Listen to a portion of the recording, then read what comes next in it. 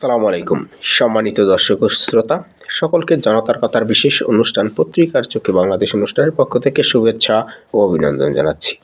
আমি আছি আপনাদের সাথে বাদশাহ আব্দুল্লাহ। আজ জাতীয় কয়েকটি পত্রিকার শিরোনাম নিয়ে আলোচনা করব। প্রথমেই আমার হাতে রয়েছে দৈনিক আমাদের সময়। দৈনিক আমাদের সময়ের প্রধান শিরোনামগুলোর মধ্যে রয়েছে তত্ত্বাবধায়ক সরকার ব্যবস্থা বাতিল, অবৈধ ঘোষণা। বহুল আলোচিত আওয়ামী লীগ সরকারের আমলে পঞ্চদশ সংশোধনীর মাধ্যমে তত্ত্বাবধায়ক সরকার ব্যবস্থা বাতিল করা হয়েছিল। ওই তত্ত্বাবধায়ক সরকার ব্যবস্থাকে অবৈধ ঘোষণা করেছে হাইকোর্ট। এই নিয়েই আর কি একটি প্রতিবেদন তৈরি করেছে দৈনিক আমাদের সময়। গণভোটের বিধান পুনর্বহাল করেছে।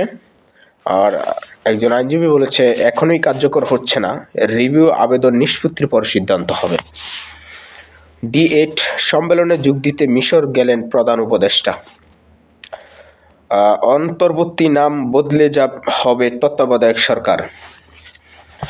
জাতীয় নির্বাচনের প্রস্তুতি নিচ্ছে ইসি। পায়রা 1320 মেগাওয়াট বিদ্যুৎ কেন্দ্র বন্ধ। 9 প্রকল্পে 80,000 কোটি টাকা লুটপাটের অনুসন্ধানে দুদক। জাতীয় নির্বাচন 2026 সালের 30 জুনের মধ্যে।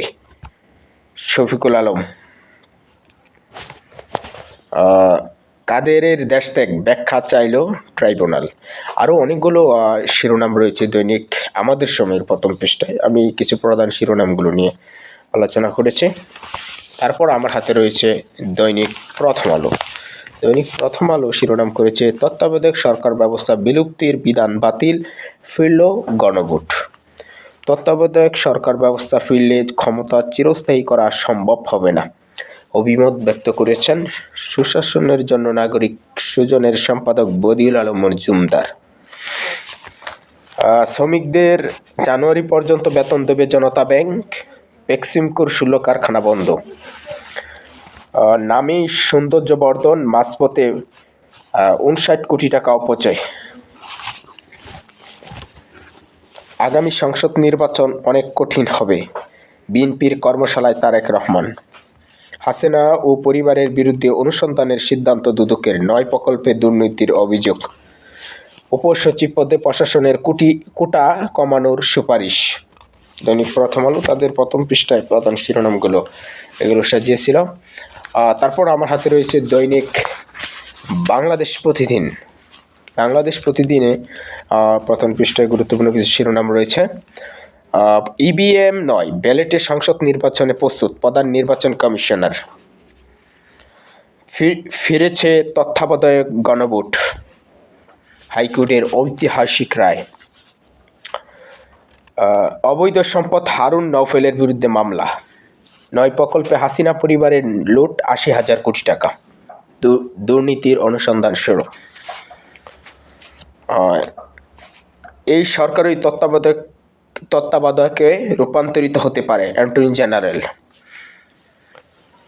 রায়ে গণতান্ত্রিক ব্যবস্থা ফিরে আসার পথ খুলল বদিউল আলম মজুমদার। সেই পিউনের ব্যাংকে 626 কোটি টাকা লেনদেন। মূলত সাবেক প্রধানমন্ত্রী শেখ হাসিনার সেই আলোচিত ব্যক্তিগত সহকারী পিউন জাহাঙ্গীর আলমের ওরূপে পানি জাহাঙ্গীরের ব্যাংক হিসাবে 626 কোটি 65 লাখ টাকা অস্বাভাবিক লেনদেনের তথ্য পেয়েছে দুর্নীতি দমন কমিশন দুদক।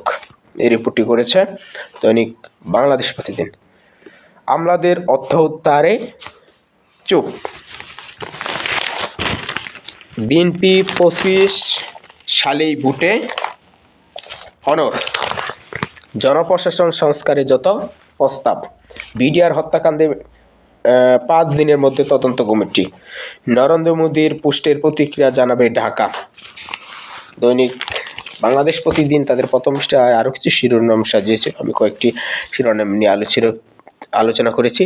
সম্মানিত দর্শক শ্রোতা সকলকে শুভেচ্ছা অভিনন্দন জানিয়ে শেষ করছি জনতার কথার বিশেষ অনুষ্ঠান পত্রিকার চোখে বাংলাদেশ। ধন্যবাদ।